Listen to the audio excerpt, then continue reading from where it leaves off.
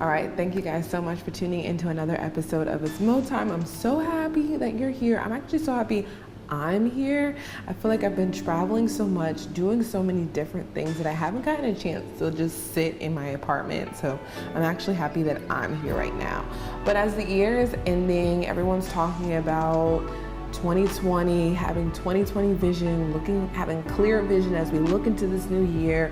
What is your plan? What is your goals? And I feel as though going into the next year, it's really important to look back over the previous year to make sure you've met the goals and reached and accomplished the things that you wanted to do. And so that's what I did over the last couple of weeks, kind of ever since December started. I've really just been owning in on my 2019 goals, trying to reassess, did I accomplish everything? Did I do everything that I wanted to do throughout 2019? And had about 7 goals set for 2019, and I would say I confidently, I accomplished about 6 of them. One of them I'm a little bit like, but it was also, I'm gonna break it down. So my first one was to start a master's program. Now, I'm really excited that I was able to not only start it, but finish it. And I guess a lot of people may say, Monique, starting a master's program, did you really think it was gonna be that hard? But when you're working a full-time job and just trying to balance your peace and energy after a long day of work, then taking classes, it's kind of like, can I really do that? Can I go to work and then take classes? And the crazy part about it was I even questioned myself once it began, because right when my master's program started, that's when Hurricane Dorian happened. I mean, I was literally camping at my station, sleeping on an air mattress, trying to finish homework assignments so they'd still be on time because they were due. So it was like, how's this master's program really gonna work? But I finished, thank God, successfully in my first semester. 2 other things I had on here was to make a reel update, 1 and then 2. So 1 about 6 months into the year, and then another one after the year's in. And I did that. I'm so happy to really even see improvement. Not only just make the reels, for those of you who don't know, that's like a resume. So not only just make the kind of resume, but see improvements from your first resume to the next one. And even hearing people's critiques of it change. So, you know, when someone first looks at your resume, maybe they might like say, okay, check out this, okay, you need to fix this, or you need to work on this, or even like a paper assignment. And then all of a sudden, you know, you make another draft of your paper and someone goes, you don't need to work on this and this. It's like, really? I went from going to work on this, and this, and now I only have to work on this and this. So I'm so happy I made my reels and I updated them, and I'm seeing improvements. In addition to that, I had a plan to maintain a certain specific weight. Now, I'm not gonna tell you how much I weigh or what that weight is, but I am grateful of Cape Fear Boxing, because Cape Fear Boxing taught me healthy lifestyle changes. It's one thing I feel like many people can probably agree, where you may start that vegetarian diet plan and you give up meat. Works for maybe a month or 2, then you're like, I really want some chicken. Or you may start that keto diet and then you're like, you know, I really need some carbs.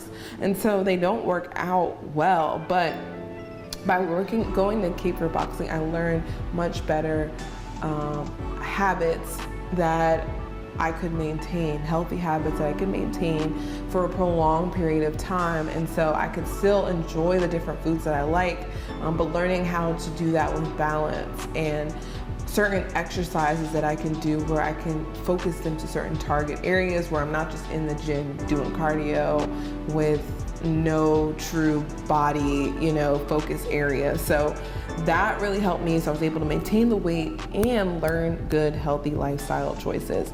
Addition to that, I was able to attend a professional, can I speak? Am I professional? Okay, attend a professional conference. So I wanted to either attend the American Meteorological Society conference or the National Association of Black Journalism conference. And I did. It was so amazing just being around other dynamic African-American people, so intelligent, so motivated, so hardworking. And that really inspired me to come back to my newsroom where I work and really just bring fresh ideas and start doing some fun things, as you probably can see. And then in addition to that, now this one goal was to start a mentorship program for young girls in this area. And I was stumped. Like when December started, I was really beating myself over the head. Like, Monique, you went through this whole year and you do not do this goal. And this goal was one of the most important goals to you. In fact, I wrote my master's application essay about how I wanted to inspire young girls in Wilmington. I did. And I felt as though I didn't do that. And it's crazy because just this past week, two of my coworkers just chatting it up after a news story were talking about how I was inspiring young girls in this community, and I felt like it was God sending me a flashlight reminder, light bulb. Monique, hello, you are doing that. You may not have been doing it in the way in which you had wanted to, but you did it. And so that was like okay, Monique, you can check that off. But the last goal that I feel like, I don't know if I can really check this one off, it's to start an investment plan. Now, again, it is a vague goal, start an investment plan. What does that really mean? But at the end of the day, all I can say is I had a roof over my head throughout the entire year. I was eating. You know, your girl don't miss out on food. So I was eating, I had a roof over my head the entire time. I had gas in my car, I was able to roll everywhere I needed to go. And so at the end of the day, although I may not have made like an official plan, my money was still invested in the right areas. And specifically, I was still giving my tithes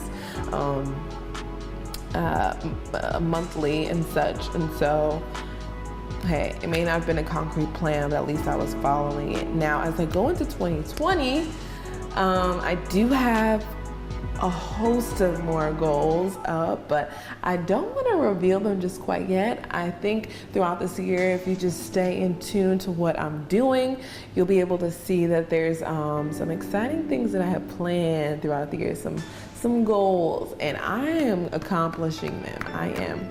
So, as you guys head into 2020, I would love to hear some of your goals, or maybe if you just need some help on accomplishing some of your goals. Maybe in 2019 you weren't able to check off things you did on your list, and you're like, hey Monique, I have some kind of a similar thing I'm trying to do, like what you've done. How did you do that? How did you overcome the challenges that may have came up with that? And so I would love to help you out. Let me know what you think. Let me know any ideas you may have. I would love to talk with you, and I hope you have a wonderful day.